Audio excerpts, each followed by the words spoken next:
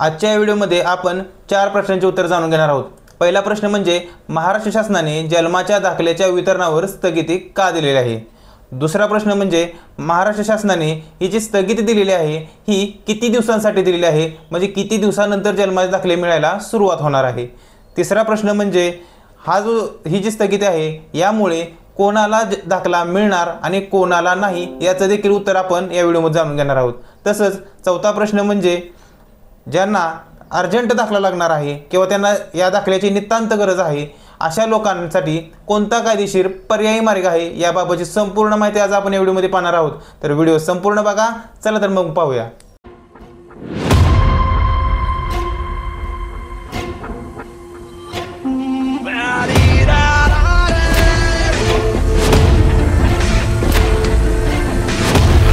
नमस्कार, man with multi talent या YouTube चॅनलमध्ये आपल्या सर्वांचं स्वागत आहे।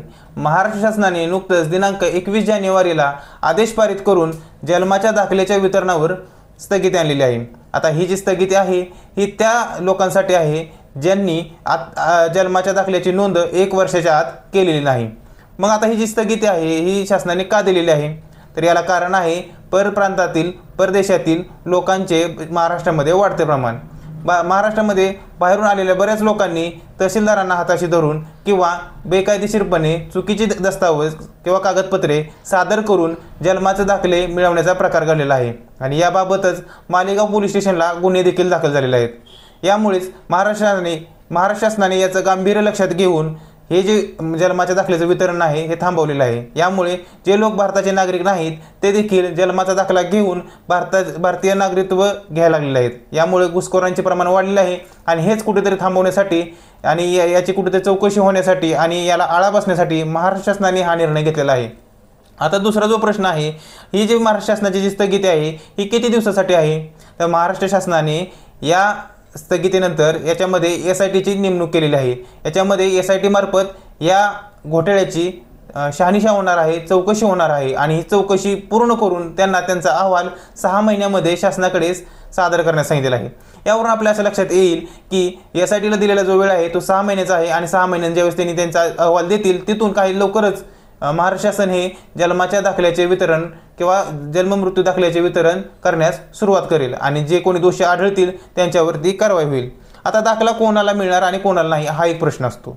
मग दाखला कोणाला मिळणार, तर ज्यांनी यापूर्वीच जन्माच्या किंवा मृत्यूची नोंद 1 वर्षाच्या आत लावलेली आहे, मग तुमच्या ग्रामपंचायतला असेल किंवा जन्म मृत्यू रजिस्टरला असेल, रजिस्टरकडे जाऊन तुम्ही लावलेली असेल तर त्यांना दाखला मिळण्यात शक्यतो अडचण येणार नाही।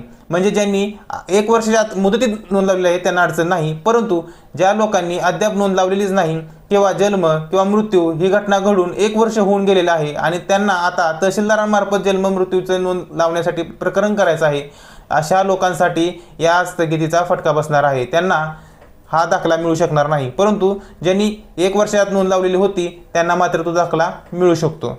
त्यानंतर चौथा जो प्रश्न आहे की ज्यांना दाखला अर्जंट लागणार आहे, म्हणजे ज्यांना आता ज्यांचे 1 वर्षाच्या त्यांनी नोंद लावलेली नाही पण त्यांना आता जन्माचा दाखला पाहिजे आणि त्यांनी तहसीलदाराकडे केस केलेली आहे, पण ही स्थगित दिल्यामुळं ते आता मध्येच अडकून पडलेले आहेत, पण त्यांना काहीतरी शासकीय कामानिमित्त त्यांना त्या दाखल्याची आवश्यकता आहे।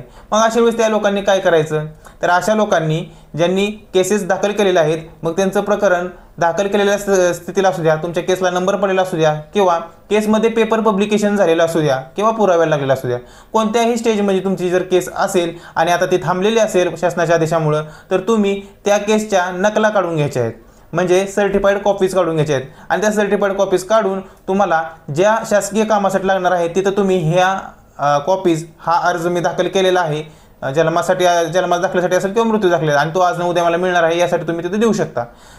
तसेच जर त्यांनी एवढं देऊन सुद्धा जर तयार होत नसतील तर तुम्ही त्या नकलांसोबत किंवा त्या सर्टिफाईड कॉपीज सोबत एक ॲफिडेविट देखील देऊ शकता। त्यामुळे तुम्ही असं नमूद करा की मी अशा जन्माच्या दाखल्यासाठी या ठिकाणी अर्ज केलेला असून तो अर्ज न्यायप्रविष्ट आहे, परंतु शासनाच्या आदेशामुळे त्याला स्थगिती आल्यामुळे तो मला आज न उद्या तो मिळणार आहे, परंतु मला सध्या आता गरज आहे, तुमचे जे काही शासकीय काम असेल याचं गरज आहे, त्यामुळं त्याचा पुरावा म्हणून किंवा जन्माची जी मी तारीख सांगत आहे ती बरोबर आहे याचा पुरावा म्हणून मी सदरचे कागदपत्र देत आहे आणि ही मी शपथेवर सांगत आहे आणि यात जर काही खोट निघाल्यास मी होणाऱ्या कारवाईस तयार आहे।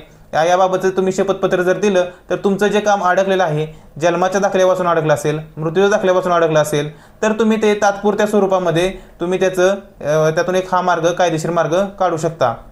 त्यामुळं जर कुणाचं असं अडचणीमध्ये असेल तर तुम्ही या मार्गाचा अवलंब नक्की करा. SITची चौकशी पूर्ण झाल्यानंतर आपल्याला जन्माचे दाखले मिळणारच आहेत. परंतु जे कोणी चुकीच्या पद्धतीने आपल्या प्रांतामध्ये, आपल्या महाराष्ट्रामध्ये घुसून हे केलेलं आहे, त्यांना शिक्षा झालीच पाहिजे, चौकशी व्हायलाच पाहिजे. त्यासाठी थोडंसं आपण पण थोडासा संयम बाळगलाच पाहिजे.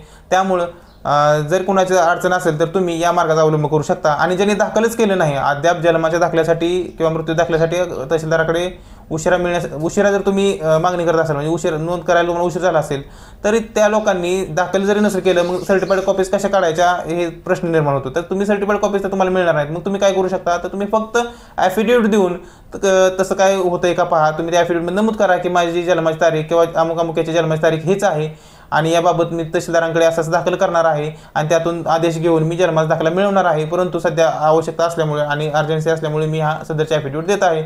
असं करून सुद्धा तुम्ही त्याच्यावरती कायदेशीर मार्ग काढू शकता. आणि तर अशाच कायदेशीर माहिती जाणून घेण्यासाठी या चॅनलला सबस्क्राईब करा आणि व्हिडिओ जर आवडला असेल आणि तुम्हाला जर फायदेशीर वाटला असेल तर व्हिडिओला लाईक करा. धन्यवाद.